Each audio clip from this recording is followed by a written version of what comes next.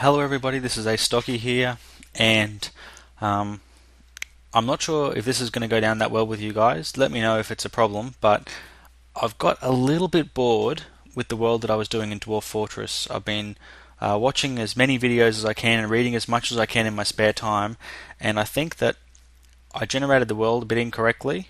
I think I picked the wrong Embark location, and I think because I really had no idea what I was doing, that I didn't start off very well either. So what I'm going to do now is I'm going to create a new world, and I'm going to run through it all again, and then I'm going to embark again, and hopefully I'll get some things done in this video.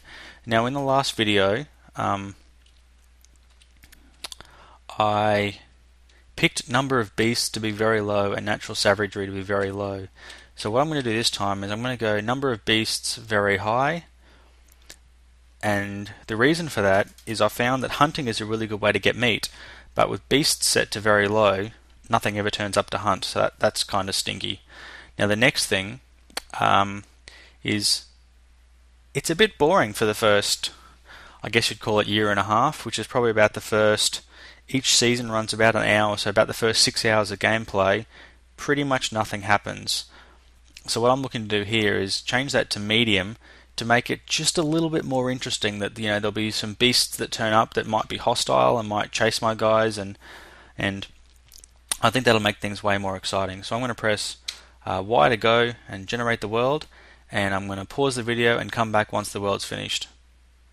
So back in a second. Okay, well that has now generated and I'm back. Basically now I can use the movement keys to have a look around, and it is a massive world. So rather than show you that way, I'm just going to press enter and accept it and trust that it knows what it's doing. In the last video I basically just picked someone else's Embark profile, and while that is an excellent way to get started in a pretty calm world, and it's even not a bad way to get going, it really makes it take quite a long time for you to get going, and you waste a lot of time not making money. And I really want to make money. I want to be good at something for once, and I've had a couple of practice games that I haven't recorded where I've done much better, much more quickly. So that's what I'm aiming to do in this video, or at least that's what I'm aiming to do, hoping to do.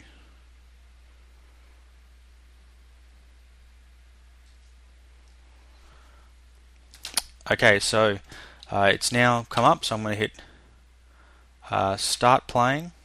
It's given me region 2 automatically, which is Mud Ung Thadar. What an awesome name for a region. So let's do Dwarf Fortress. I'm not going to bother with Adventure or Legends, and I'm not going to explain all of this. For those of you who want to kind of get an understanding of what I'm doing, I've previously posted a video, Let's Play Dwarf Fortress Episode 0, I think I called it, which kind of explains in detail all the stuff that I'm doing. So like I said, not going to explain it, just going to do it. So here we go. I'm also going to change a little bit about what I do this time, because that's basically what I want. And then the soil and clay I can work out myself. So let's do the search, and hopefully it'll come up with a lot of areas. Because I spawned a much bigger map this time, this is once again going to take quite a while. So I'm going to pause the video and I will come back once it's done. Back soon.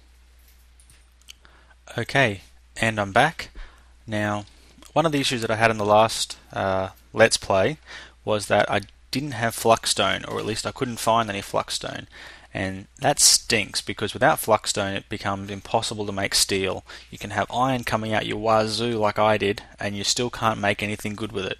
So that is one of the reasons, like I said, that I'm going to be basically redoing this. Now, enter to escape to browse results.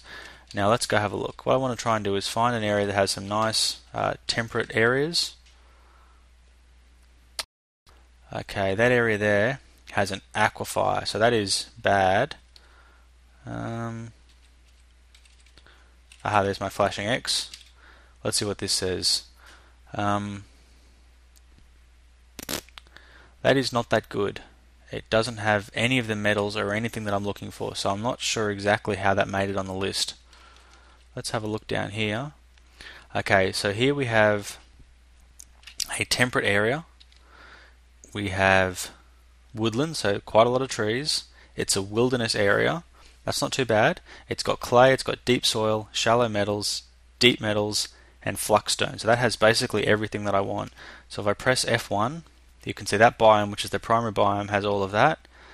And that biome there, which is the secondary biome, has all the same stuff as well. So that's actually quite a really good area. If I press tab, you can see that it looks like there are no goblins in this area. I think that's what the line through goblins means. So that's probably going to be a pretty boring area because I'm not going to get attacked by goblins.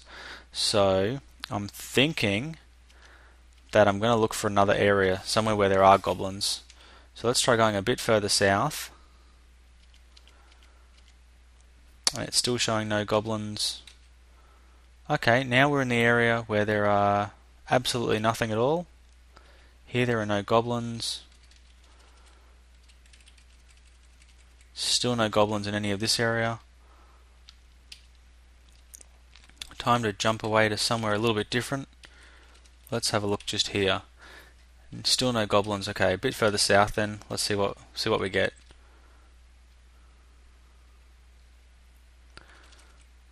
I'm sure this whole thing means there's no goblins in this area.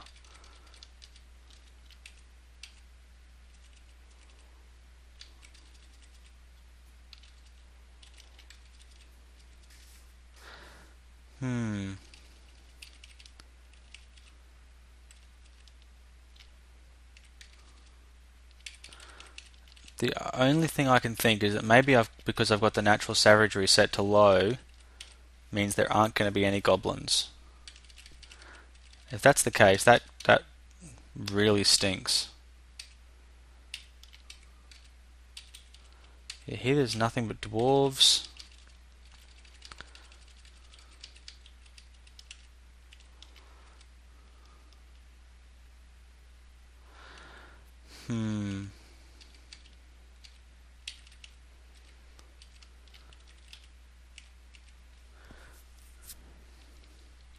Okay, I'm going to pause the video and I'm going to be back in a second and I will let you know what I find out. Back soon.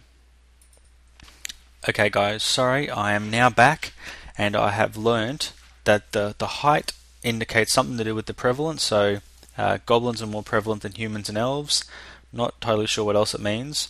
The next thing is that the dashed red line means there are current hostilities between ourselves, the dwarves, and that race. You can sometimes also find yourself in hostilities with elves and humans as well, which isn't cool because you can get besieged by them, and they're often a little bit tougher than goblins, but in this case that's good. Now the next thing is I can press tab once more. Now I can pick the particular dwarf group that I want to start with using the plus and minus. The Great Canyon appears to be the group that it defaulted to, so I don't want to change that. Now the next thing is this bit here shows the elevation. So you can see the area that I have highlighted, which I'll move back to in a second, is mostly this kind of middle area with a little bit that's kind of higher than it in the corner. So I'll go back to where I was. Actually no, it's basically all that colour except for a bit that's quite a lot darker. And you can press tab and actually see it. So you can see the area that I've highlighted there is almost all 9 in that corner, which is very, very sort of tall cliffs.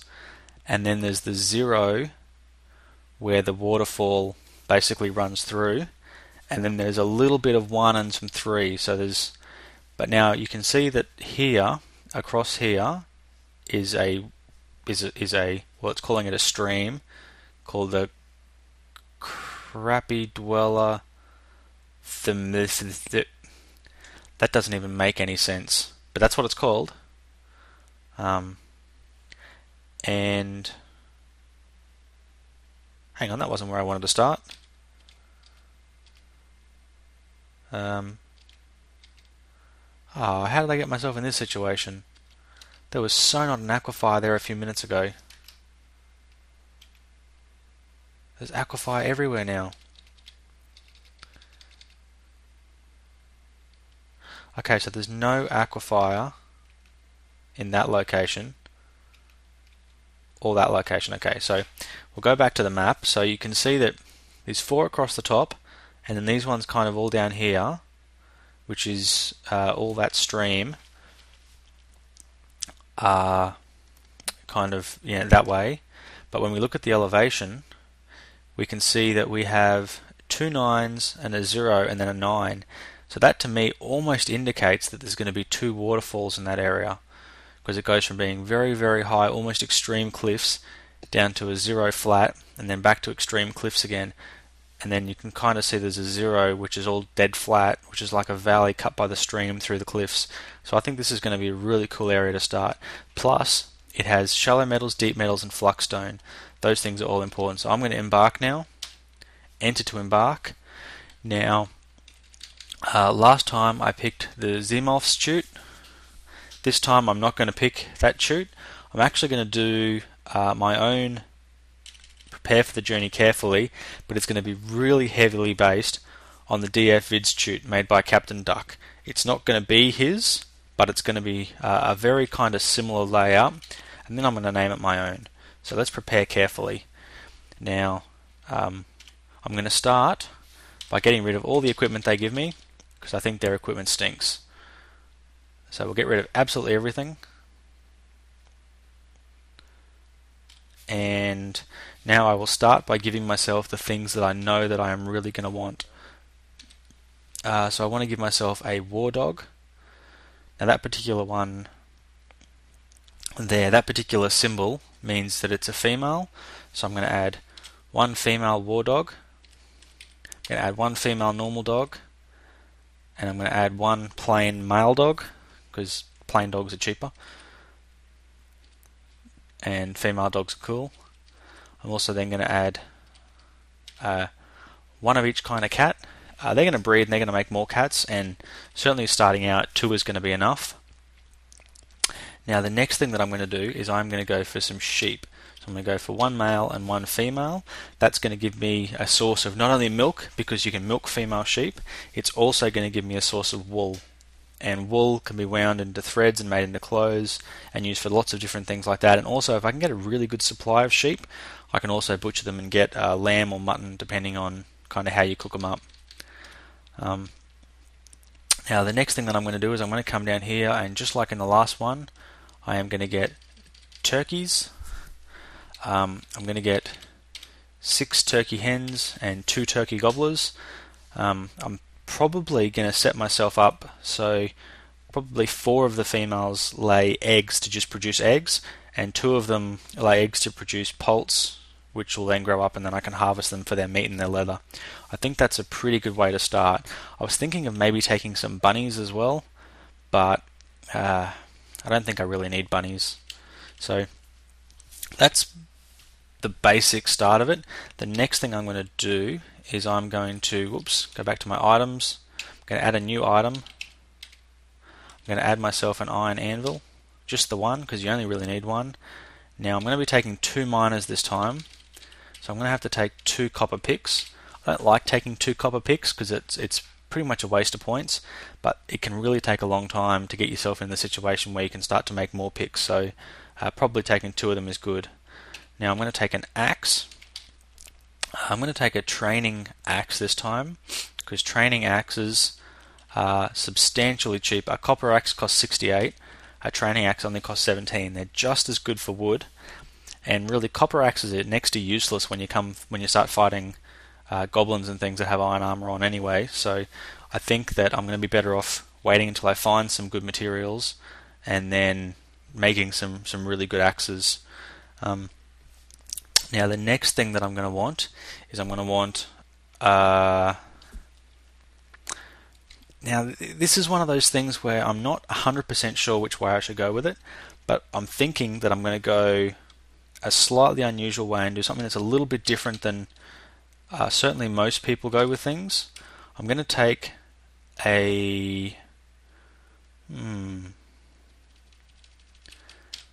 dingo. That's a very Australian animal. Actually, just make sure that that was the same price as the other ones.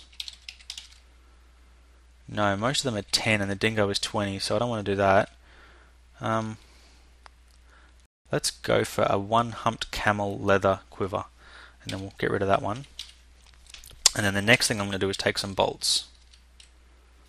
I don't know what I just did then, so there we go. And copper bolts being the cheapest, I'm going to take 10 of them. That's not a lot of bolts, but that's hopefully going to give me enough ammunition to get me to the point where I can start to manufacture my own bolts. And it doesn't take very long to manufacture your own bolts, but that's going to give me a good start.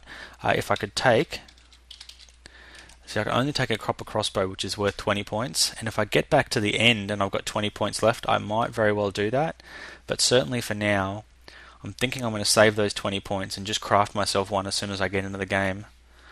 So now that I've got copper bolts, I'm going to need to start getting some drink, some booze. So we're going to go for each of the drinks.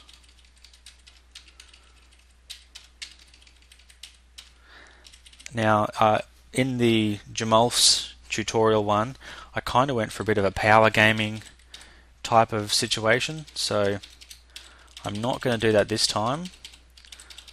I'm not going to try and just, do everything I possibly can to maximize all of my, the barrels and things that I start with. I want this to be just a little bit challenging, so like I said, I'm not going to quite go for that. I'm going to take plump helmets, not as many as I normally take. I'm going to take quite a lot less this time,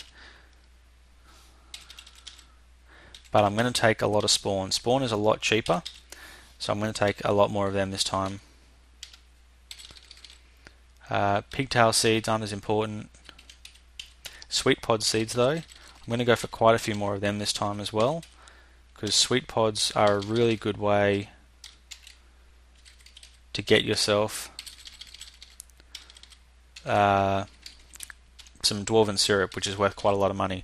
I'm going to take dimple cup spawn, although I can't see myself having any kind of use for them at all, but sometimes it's good to take those kind of things just in case. So I normally take gypsum plaster as well.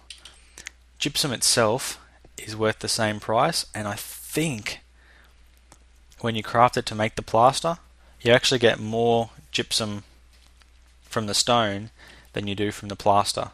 So what I'm going to do is I'm going to take 3 gypsum plaster,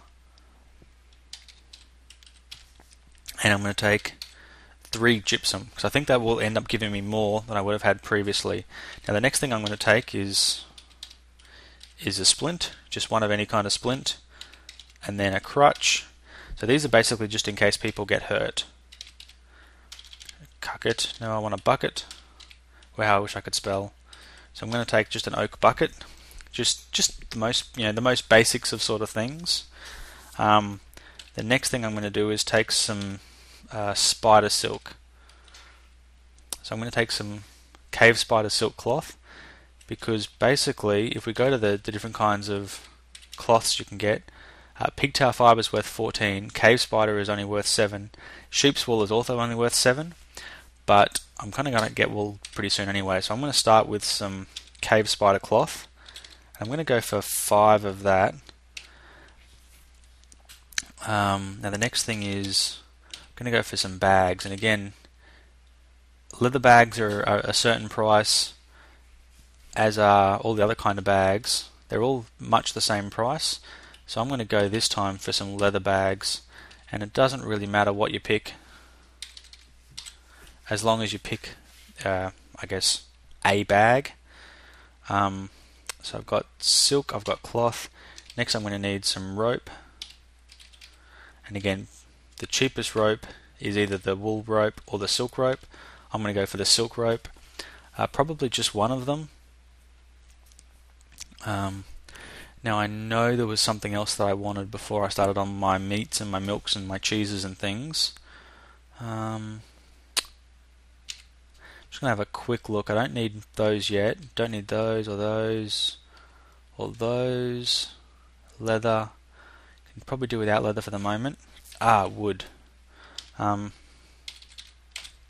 going to take 5 logs to start with, just because that'll help get me a bit of a boost to get me going a bit quicker.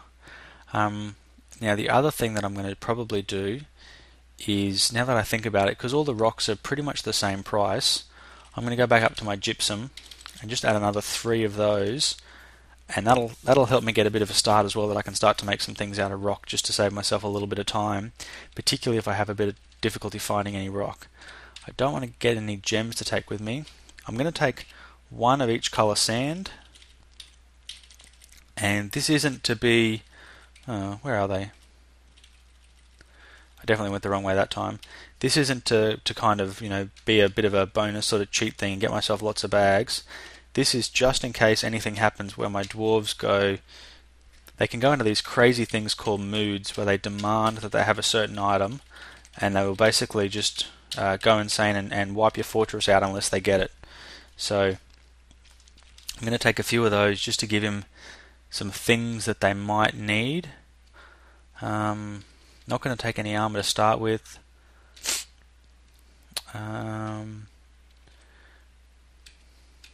Okay, so I think we're pretty much there now. Not going to take any of those backpacks. That's what I wanted. I'm going to take 2 backpacks to start with, because that's going to fit in with my plans for the military.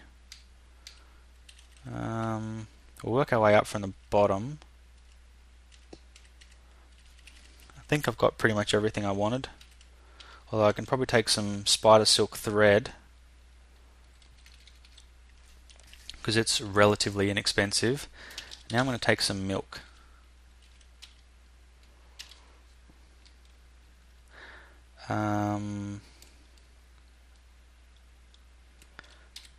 You know what? I said I wasn't going to try and cheat this too much. Let's go to have a look at milk, and let's go for something that's going to be rather normal. Let's say we are, a group of mountainy kind of people. So we're going to take 11 goat's milk. Now the next thing we want is some meat. So what kind of animal are we going to have taken for its meat? Hedgehog doesn't sound very appetizing. Most of these things don't sound very appetizing, so I'm just going to try and pick the thing that sounds, I guess, the least repulsive. Pig meat. Bacon!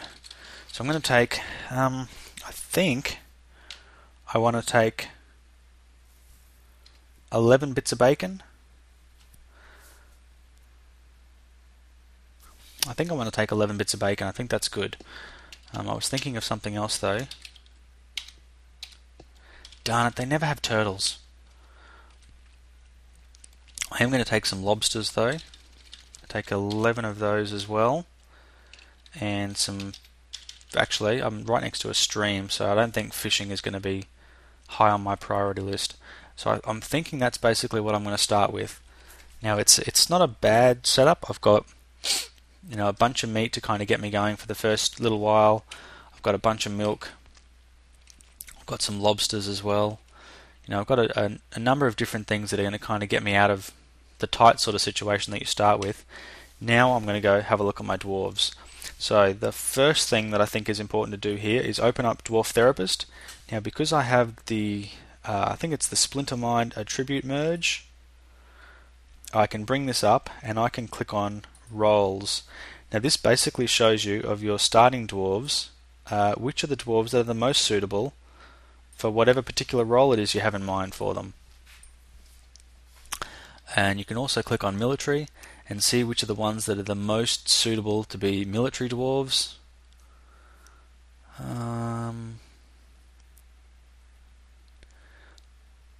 Now you want someone that's going to be a good teacher and someone that's not going to be too bad at wearing armor. So the way I see it is ITEB and ERITH are both going to be the most suitable, because they're all pretty good at both things. So they're going to be the two who are going to be the most suitable to be in the military. So let's start by looking. Unfortunately, it also happens that they're both the best at pretty much everything else as well, and that stinks. Um, Basically, the way I want to do this is I want to find a dwarf who is excellent at masonry, because that's going to be very, very important, because I'm going to make most of my money out of masonry. And then I also want to find someone who is going to make a pretty good leader. So what we're going to do is we're going to go to masonry, and you can see here Erith and Ateb are both pretty good masons, but we also have two down here that are both fairly good masons as well. And I don't believe Tun and Zulgar were even slightly useful in the military. No, they were both really bad at pretty much everything, particularly Tun.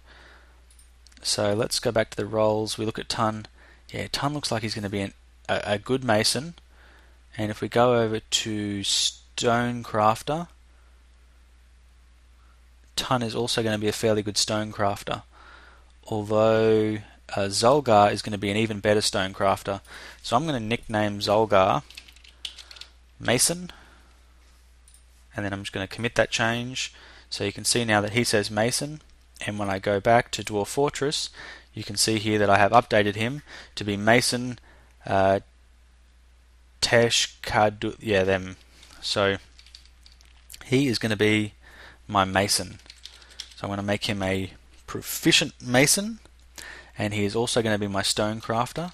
So I'm going to make him a proficient stonecrafter. So he is going to make some really nice things out of stone.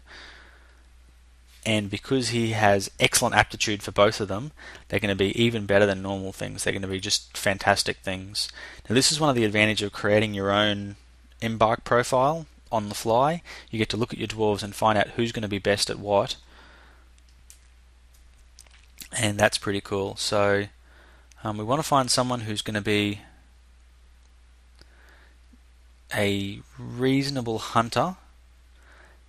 Like I said, it's a pity he's just excellent at everything. He's just like super dwarf. Like, you know, he's rolled 3d6 for his attributes, and he got 18. I guess that's got the kind of nerd coming out of me. Sorry for those of you who don't get that reference. But yeah, he's just excellent. I wish he wasn't quite so excellent. See, his related roll is 92.5% in pretty much everything, because he's just awesome. Whereas some of these other people, like this person here, is only 24%.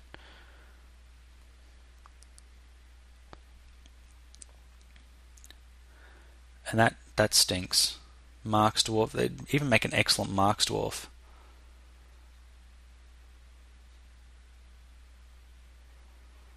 Wow, actually, Tun, who I think was useful at, was it Tun that was useful at just about everything else? No, it was Kadol that was pretty much useless at everything. So if we go to Kadol, yeah, she's minus. Wow, she's not going to be a good armor user. She's not going to be a good shield user. She's not a bad teacher. I wonder what her aptitude to be a Marks Dwarf is. 7%. Yeah, she's definitely not going to be that. And she's a pretty useless axe dwarf as well. So, in fact, what is she going to be good at? Let's try and work that out. Nothing. How can she not be good at anything? She can be an appraiser and a socializer. What was her mining like? -8. Wow, that's pretty bad. I'm going to make her my broker, because she's not really actually all that good at anything. And so then what I will do is I'll go back to my Dwarf Fortress profile, and I will go to, over here to the left, and I'll go to my broker. Now, the way this particular person is set up in the DF 2012 TuteVid pack is that it's 5 for mining and kind of not much for anything else. What I'm going to basically do is make her an adequate miner, and then I'm going to go for some of the other things that I think are more important to being a good, I guess, a good person at the kind of things that I want. And I'm thinking about making this person kind of like my manager, broker, all that kind of stuff. Just want to check what her management skills are like. Leader manager, not that good. Not bad for the position of chief medical dwarf though, but definitely a good bookkeeper and a good broker. So let's go for organizer and record keeper as well. So we wanted negotiator, judge of intent, appraiser, conversationalist. I've given her a bunch of other different skills as well. She's got 1 point left, so I think I'm going to put that into organizer, just to make her a little bit better in terms of being a manager, because she's not much good at anything else. So the next thing I need is someone who is going to be a good mechanic. So Erith is pretty much good at everything. Let's see if we've got someone else who's a good mechanic first. Already got that as a mason. Ton could be.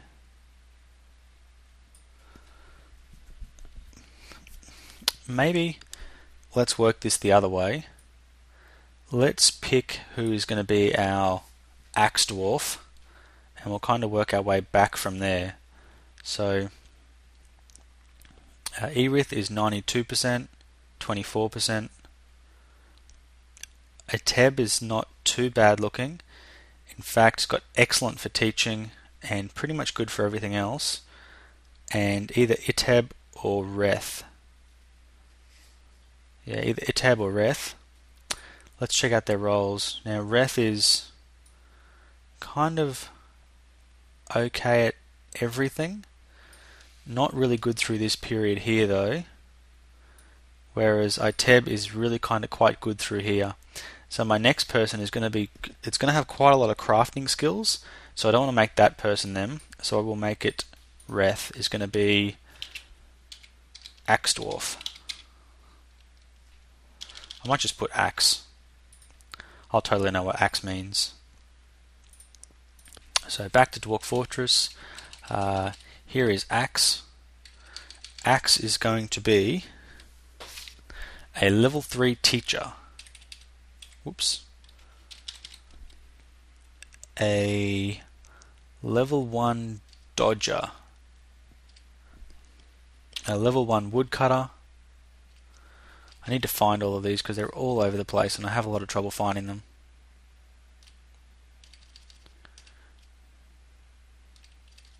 Okay, axeman. Level 4 axeman, a skilled axeman. A level 1 dodger. So there's 1 point left, and I think that's a leader. Yep. Okay, there you go. So this person is a pretty useless woodcutter, but an excellent axe dwarf who has the skills of dodging, but also leading and teaching, which is going to make them an excellent person to act as a militia captain. So that leaves a couple of people left. So we're once again going to go back to Dwarf Therapist and make sure we get this right. So now for the next person, we want someone who is good at crafting, but isn't already picked. So we've got Tun, Iteb, Amush, and Erith. So let's start by looking up here. So we also need to have a farmer. So Erith is really good at farming and butchering and all those kind of things in that area. So, but Tun is even better. Yeah, so Tun is even better in that area. So we're also going to need a carpenter. So have a look at their carpentry skills. Their Erith is better as a carpenter. What about crafting? Yeah, I think Erith is going to be our crafts dwarf.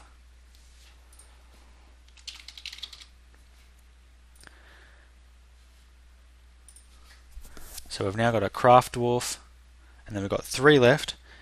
We need to have a miner, a crossbowman, and a cook. I totally forgot about the crossbowman. Military.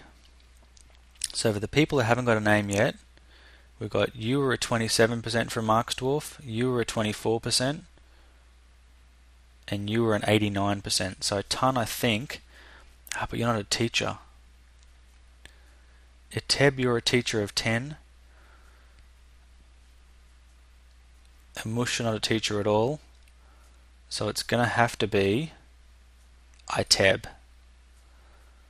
So we're going to call you Hunter. Hopefully you're not bad at that.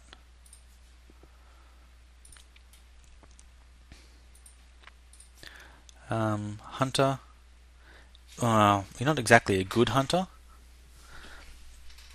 but you're not exactly a bad one either. You've kind of got a little bit of hunting. Just making sure I'm on the right line there. Yep, hunter. You're not too bad at leading. Yeah, you'll certainly do. So I've got that name sorted out, which leaves 2 people left. One needs to be my mechanic, and one needs to be my cook. So of the 2 that I have left, I'm going to change your nickname to ZZ, and then I'm going to leave your nickname. So now I'm just comparing the 2 people in the bottom row here, and I need a mechanic. So this person here is going to be my mechanic, because wow, and ZZ is bad at everything except being a nurse. How can you be so rubbish at everything?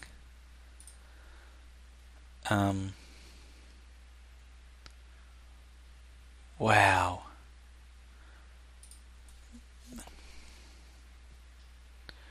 You're a rubbish Marks dwarf, a rubbish axe dwarf. You're just rubbish at everything.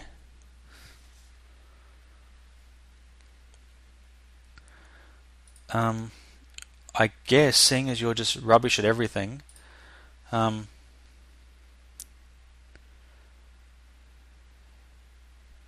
what does it say about you? Enjoys the company of others, does not have great aesthetic sensitivity, unaware of own emotions. You're going to be a bookkeeper, a student, or a leader manager. Wow.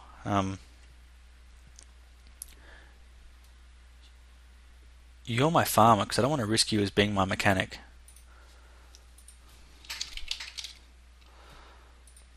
And that leaves Ton as being my mechanic. So now that I've got all my dwarves hand-picked, except for my farmer, who I don't even know how we got stuck with them, we're going to now go through and we're going to pick out our crafts dwarf. Is going to have a, go back to the start, a 1 for carpentry. They're also going to be a butcher, so a 2 for butcher. Now that's going to make them a bit quicker when it comes to butchering, and being a bit quicker is a good thing in this case. They're going to be a tanner.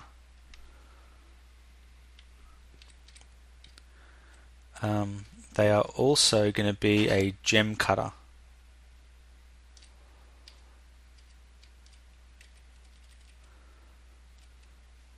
Now I'm hoping that I can make lots of money off gem cutting.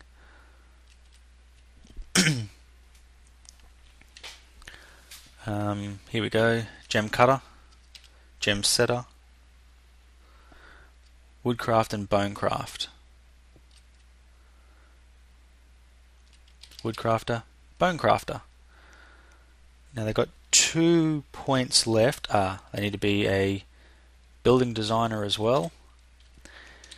Now pretty much all of these skills, their carpentry skill will affect the price of goods that they make with wood and how quickly they make them. I don't intend to make a lot of goods out of wood, so I'm thinking that I'm not going to up that skill there. The butcher I want to have a little bit quick, not because the quality matters. Basically, by having a higher skill, they're faster and they produce better quality items. Not super worried about the quality of the butchering, because it doesn't really matter. It matters how good they cook it. What does matter though is how long they take, because if there's lots of animals, they can start to rot before you can butcher them, and so I don't want that to happen. Tanning, same kind of thing, but not quite as bad as butchering. The leather will go off and eventually not be able to be tanned, but I'm not quite so worried about that.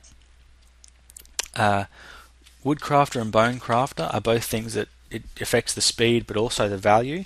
I don't intend to craft a lot of things out of wood though, or bone. I intend to use mainly stone items to increase the value. Gem setting is more about how quickly they do it, so I'm going to add the extra point to gem cutting so that they're an adequate gem cutter. I really wish I could make them better.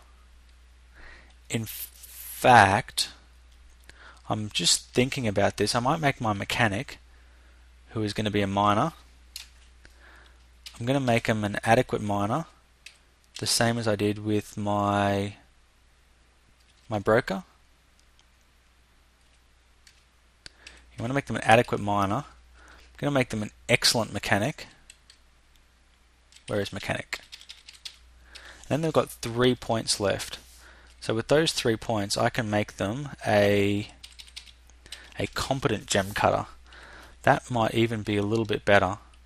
And then my craft dwarf doesn't have to worry about cutting gems, which gives me an extra 2 points to put into I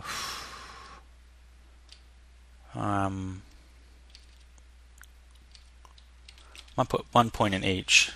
I'll mix things up a little bit and hopefully not make things too bad. So my farmer is going to be a cook, a plant, and a collector. So we want a grower, which is farmer, of 5, so they're very, very good at growing. Herbalist, which is their ability to collect plants. I'll make them a novice at it. I don't intend to do a lot. And I'll make them a 2 for cooking. And I missed something. They're supposed to have something else as well. Let's check how we're going for points anyway. I get the feeling I'm going to run out of points here before I actually get to what I wanted to achieve. This person here is going to be a crossbowman of level 5. They're also going to be a level 1 dodger,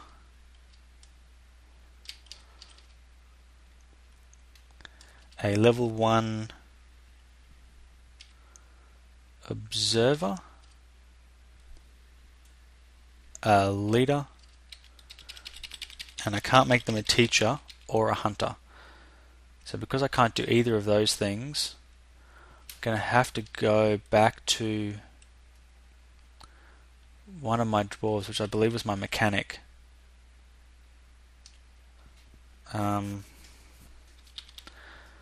Take that off altogether and go back to my craft dwarf and make them a novice gem setter.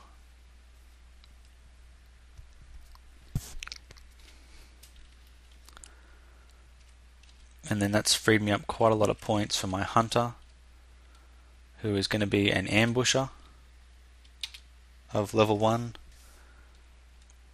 and also I think it was a teacher, an observer, a leader, and a teacher. So just make sure 1, 2, 3. I'm supposed to have 6 skills. Yep, so they've got the 6 skills. Crafts dwarf has a point left, mechanic has a point left, farmer I think was also meant to be a brewer. which leaves me 7 points left. My craft dwarf can get better at something, and in this case it's going to be cutting gems.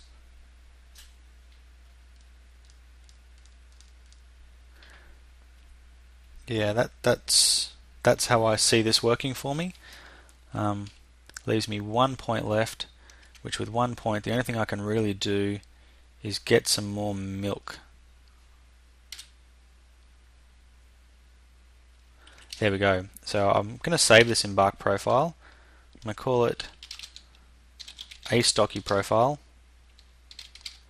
So if anyone would like a copy of the Astocky profile that they can use in their own Dwarf Fortress Let's Play, please let me know.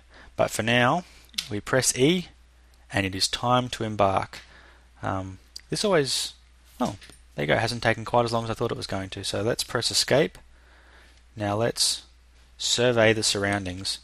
Now this stuff here is all covered in snow, which just plain stinks. But I'm going to zoom out, check where we are. So if we go up some levels, nope, yeah, so we go up some levels.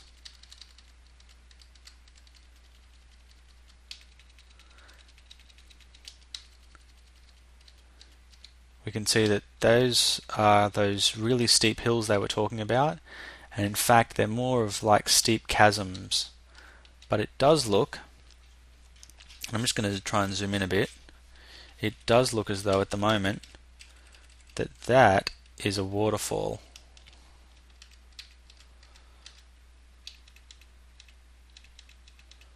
You know what?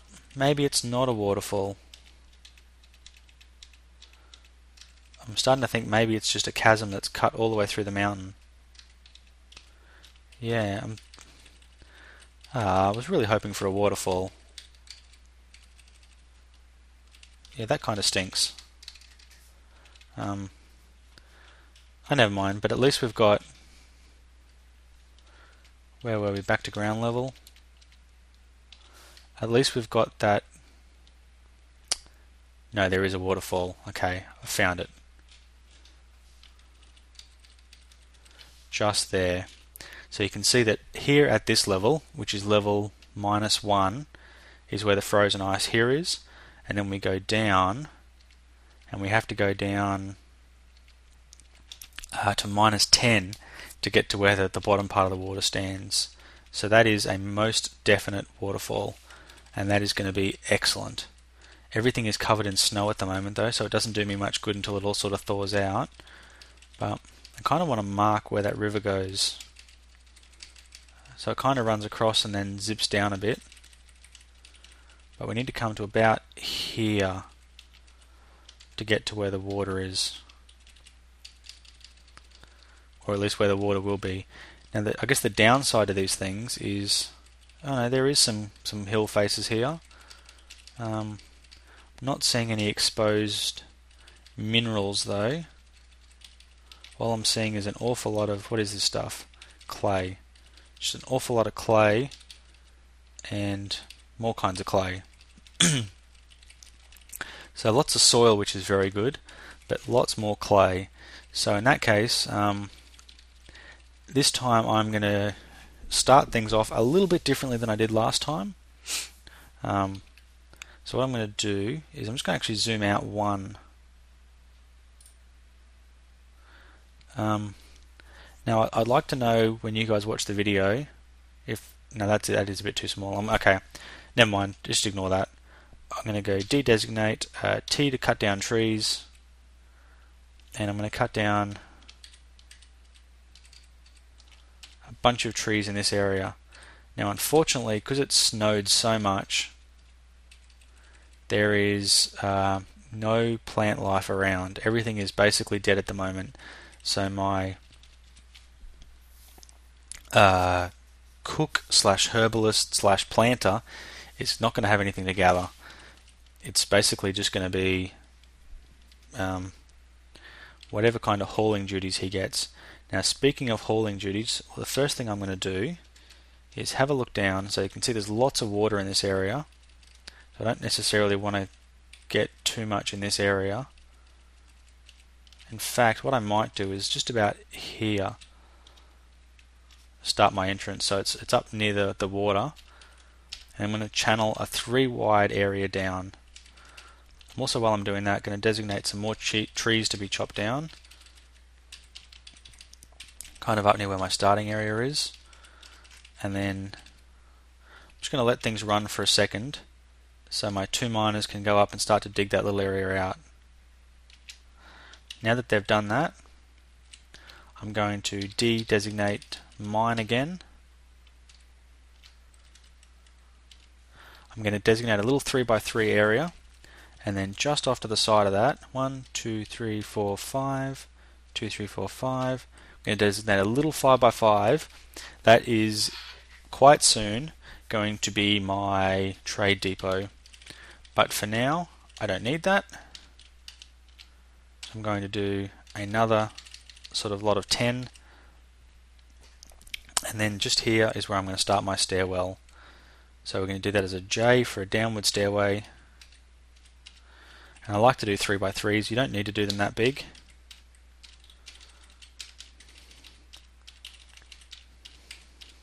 But I just like that. So I'm also now going to go down a level, and then I'm going to do a J for up down, sorry, an I for up down stairway. Make sure I'm in the right spot. There we are.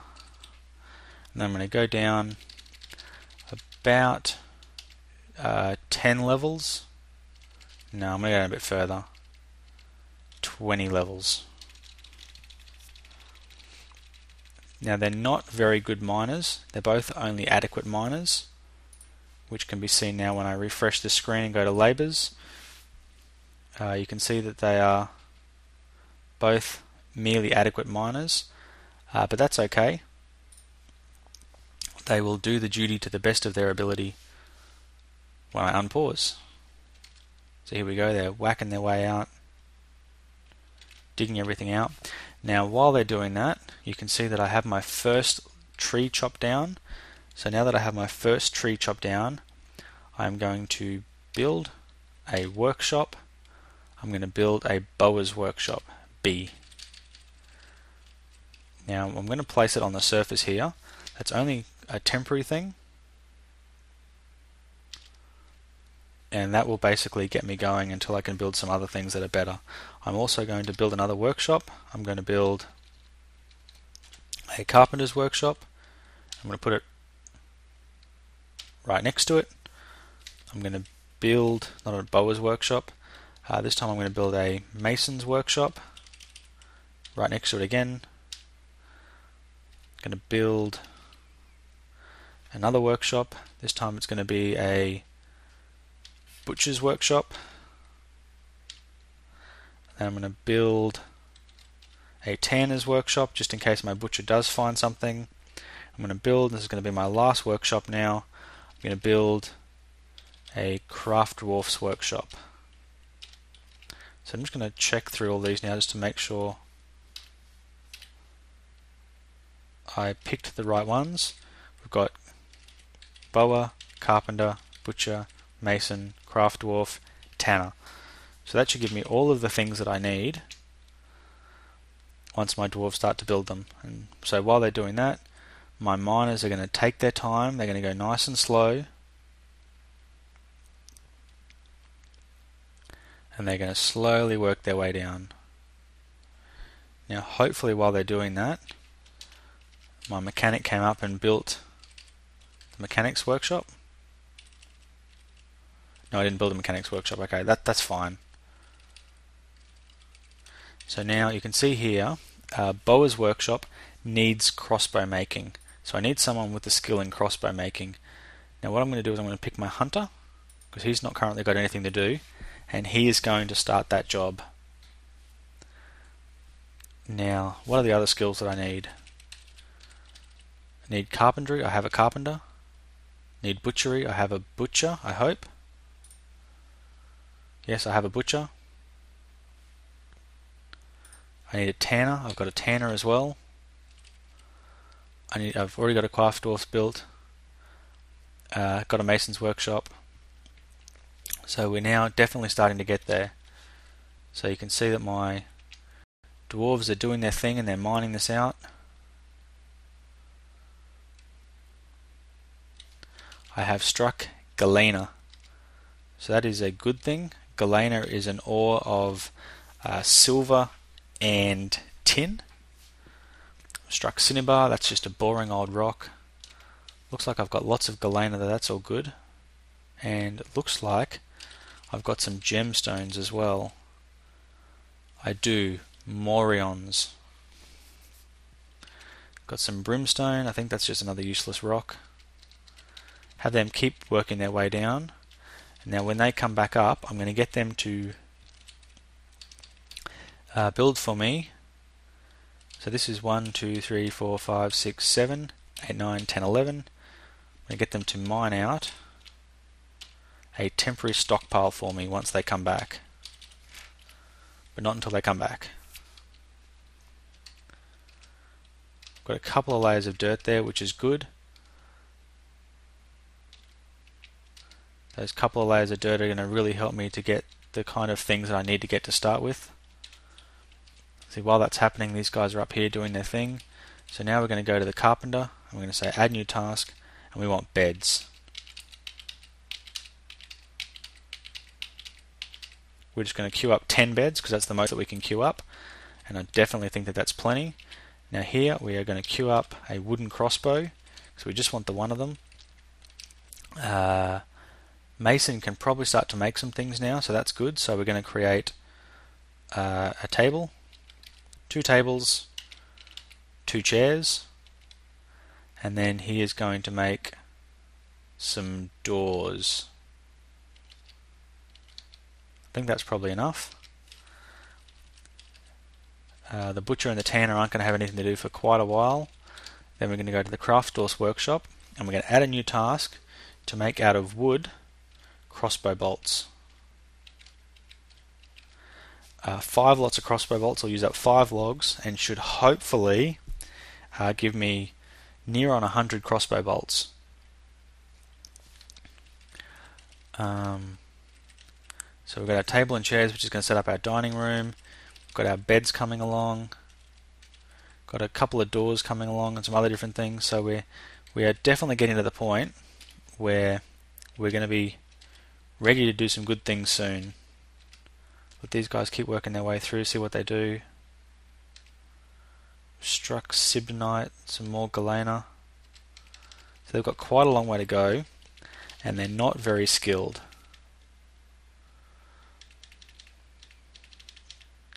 But that's not a huge problem. Got tanzanite, they got some more things. So see, while they're doing that, the rest of my stuff is going okay. Everything is a little bit too frozen at the moment to actually be useful. What is good though is no one can really attack me from that part of the map, because it is a really pretty steep cliff down that way, and that way is just an actual cliff.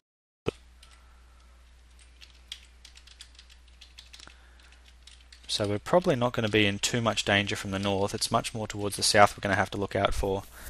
And when we look at others, we've got 2 birds of prey. And I don't know if those birds of prey are going to cause me any issues, but they may very well, and that would stink. So he's making wooden bolts, he's carving up downstairs. My hunter has no job. Does that mean he's finished making his wooden crossbow? He's got a 0 now for that skill, so yes, that's what that means. So now I need to find something else for my hunter to do. My hunter's other skills are basically non-existent, and I don't have any other tools to kind of help him out with that. So what I think I will do is I will designate a wood stockpile, and he can start to collect some wood, and he can put it all just there. And then I'm going to designate a refuse stockpile as well, and I'm going to put that just out of the way a little bit over here. And the refuse can all get put over there. So all my dwarves who previously had no jobs now have jobs. My hunter now says that he's hunting. I don't know what he's hunting though. but good for him if he's off hunting. Hopefully he'll find something.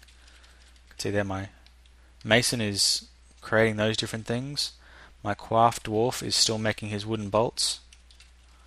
My crossbow's been made. My carpenter is not making beds. Now unfortunately my carpenter and my craft dwarf are the same dwarf, so he's going to have to finish these bolts first. That shouldn't take too long. He's already onto his last lot of bolts.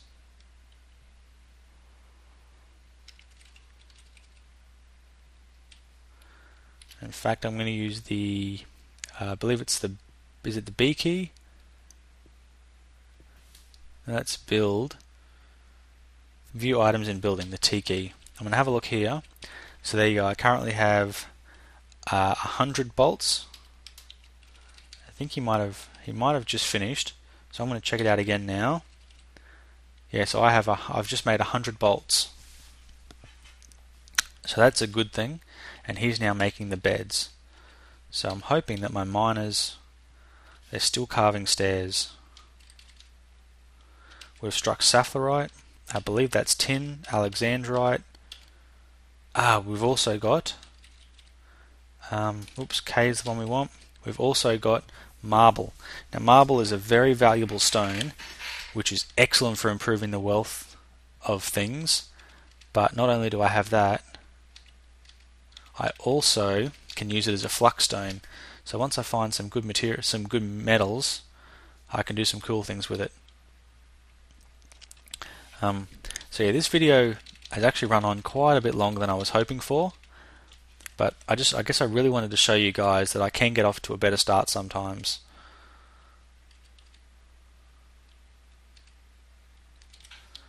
So we've got an idler.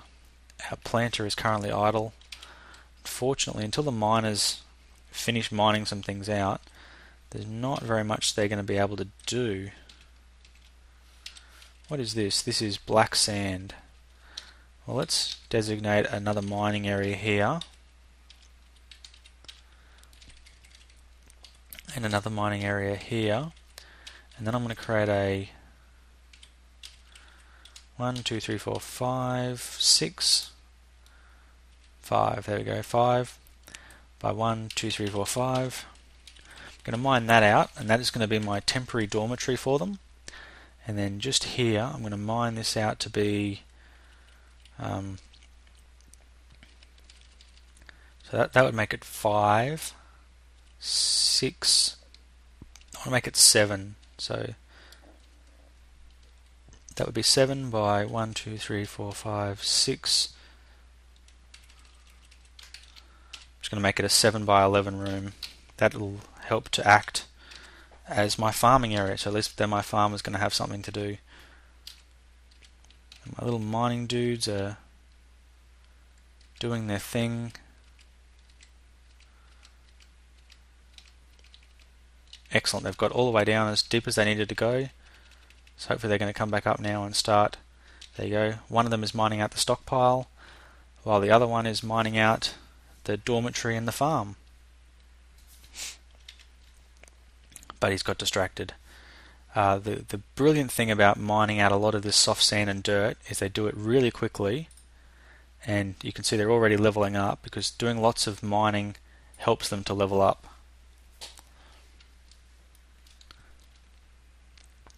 So I'm just going to check my units again. Still the same 2 units. My hunter is still off hunting, which doesn't really do anybody any good. Great. They've now got thirsty.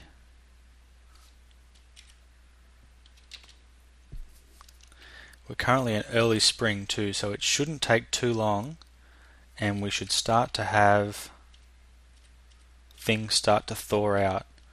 I don't exactly know how long that's going to take. Hopefully it shouldn't take too long. And then once things start to thaw out, we should really better get a bit better of an idea of our surroundings. And I should be able to start someone fishing, because fishing is an excellent way to provide lots of food. I don't actually have a fisher dwarf, so no one's going to be any good at it. But it's one of those things that is a really good way to find lots of food. I can't believe they just left before they finished the job. Man, you people suck. So let's go to our stockpile now and have a look at our stocks. I want to know how many beds I have. Because we have less than 10, it still knows how many we have. So I have 9 beds. I'm going to build a bed.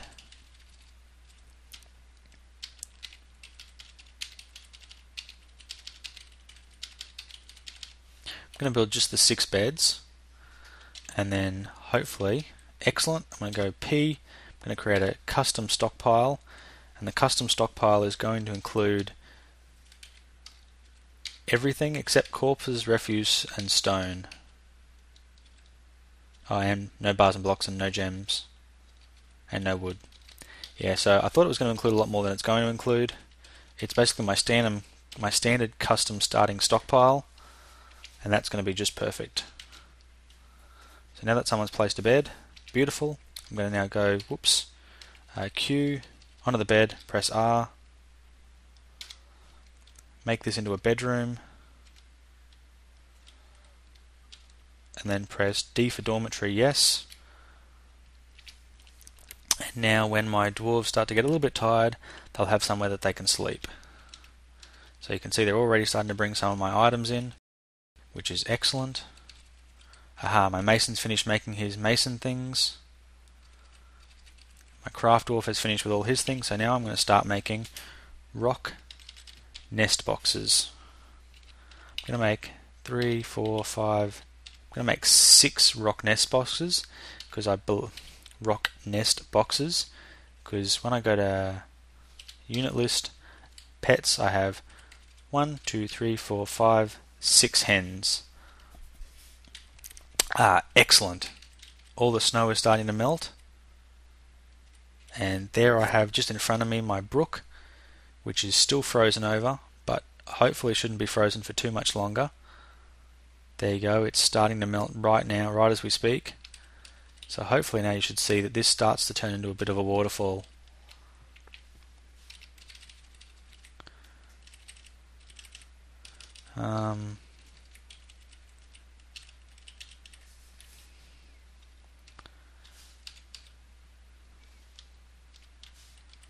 What are my miners doing? Storing item in the stockpile. That is just not acceptable. Where are my miners? You are a miner. I called you a broker though, that's confusing to me. Okay, so you and you are my other one. Stop being stupid.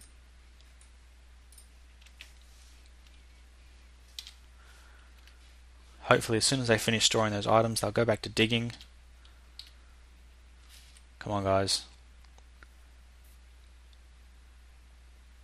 Seriously, stop it. Okay, perfect. Back to digging.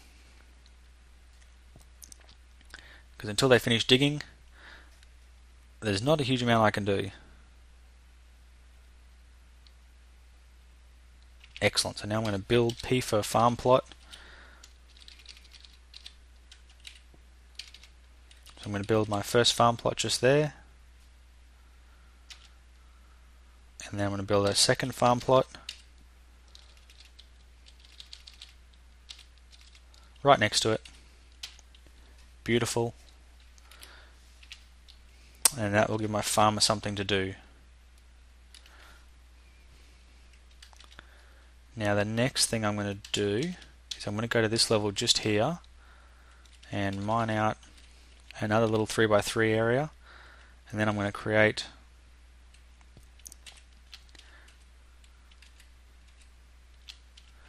a corridor that's a reasonable length. 1, 2, 3, 4, 5, 6, 7, 8, 9, 10, 11. 1, 2, 3, 4, 5, 6, 7, 8, 9, 10, 11. Mine that little area just there out, and then I'm going to mine out off that corridor 3, a big long area. Doing this all wrong, of little 3x3 workshops.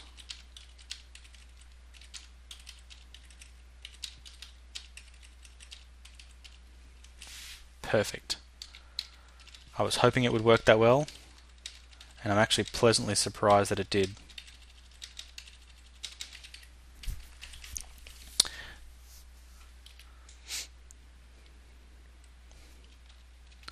So hopefully my miners will start to do something useful. Hopefully my farmer should start farming. Keep a look at my stocks. I don't have very much in terms of food and drink, but I should certainly have enough to keep me going for just a little bit longer.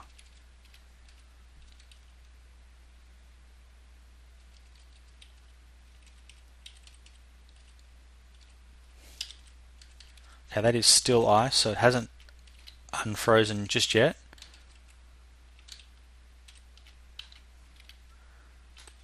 Hopefully it unfreezes before the end of spring, because it's going to stink if it hasn't. Ah, there we go.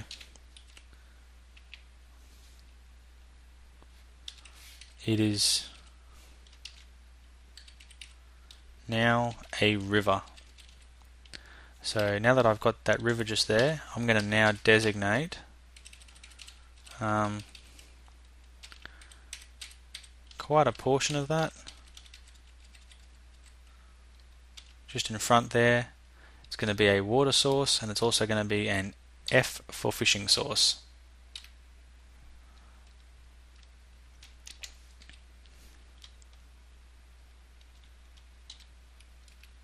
I have no idea what happened to my stockpile. Why did this stop being a wood stockpile? And what happened to my refuse stockpile?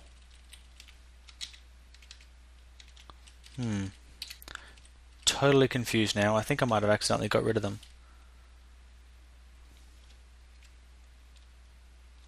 Okay. I have my first farm now. So I'm going to say during spring and summer and autumn and winter, plant plump helmets. Excellent. My miners have mined all that out. So I'm now going to build a workshop. And I'm going to build my jeweler's workshop. I'm going to build it. Wow, I have obsidian. Obsidian is a really high value material, which is just excellent. So I'm going to build it out of that. I'm also going to build a second craft dwarf workshop out of obsidian. And I'm going to build... There was another thing that I wanted to build. A still, but I'm not going to place the still just there. I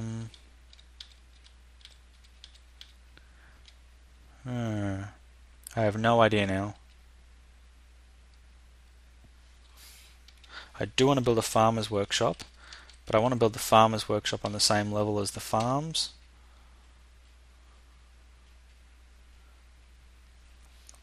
And I might actually even build the still on the same level as the farm. Now I'm going to go now P for stockpile and do a food stockpile and put it here in between the farm, and then change that stockpile to be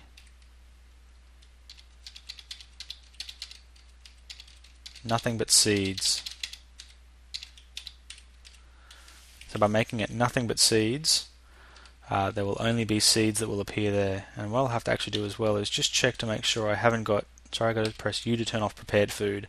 So now only seeds will appear on that area there. And then I can go up to my other stockpile and go S, go to food, and forbid seeds from being there. So now all the seeds should get placed in this area, which is exactly where we want them. We've now got a dormitory where all our people can sleep. We need to get as many sweet plods planted as we can. And then pigtails, and then in winter, more plump helmets.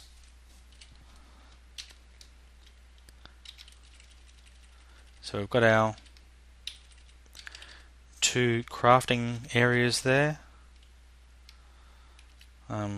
Actually, while they're building them and getting to them in their own good time, let's build some more workshops. Let's build a mechanics workshop. And there was another one I wanted. Where is it? It is... Metalsmith's Forge. Build that just there, out of obsidian again. Now this time we're not going to build workshops, we're going to build furnaces. Where is furnace? It is E for furnace.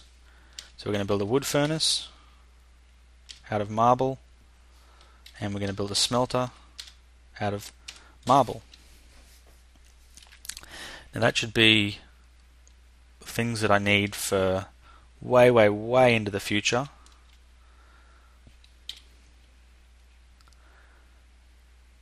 And I think I'm going to end this video now because that looks to be about an hour and a quarter, which is a bit longer than I'd hoped for. But I think that's going to be just a good amount of time to kind of let things settle and let things get going, really kind of get things started. The next thing that I'm going to do is I'm going to probably on the same level as the farming level, build some areas, might even designate them while I'm talking.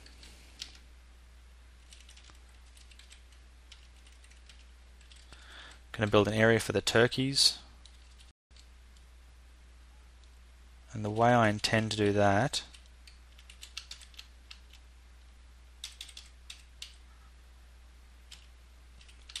is like this, and then I'm going to build a second area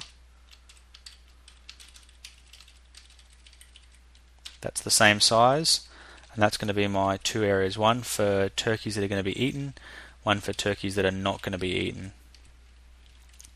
Then I want to have another 3x3 area here.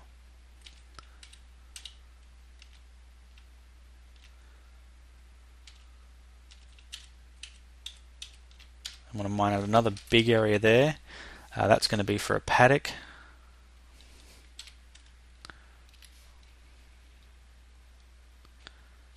And got a mechanics workshop already, craft workshop. So we're getting all these things starting to get built. Most of them aren't going to be built for quite a while, and that's not a big deal.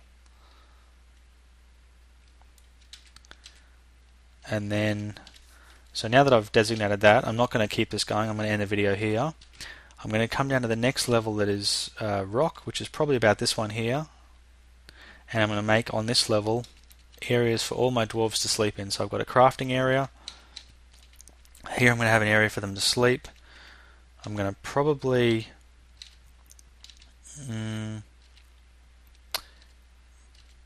the same level make a big area that's going to be like a kitchen and a few other different things like that. But yeah, I've got some grand plans for this fortress, and I'm not going to muck around and spend ages doing things stupidly like I did last time. I'm going to get straight to it and really try and get things done as quickly as I can, and then start up some kind of like a bit of a protective wall and a few other different things to kind of help keep the guys safe. So thank you very much for watching. I hope you've enjoyed this video. I really hope you guys don't mind me starting over.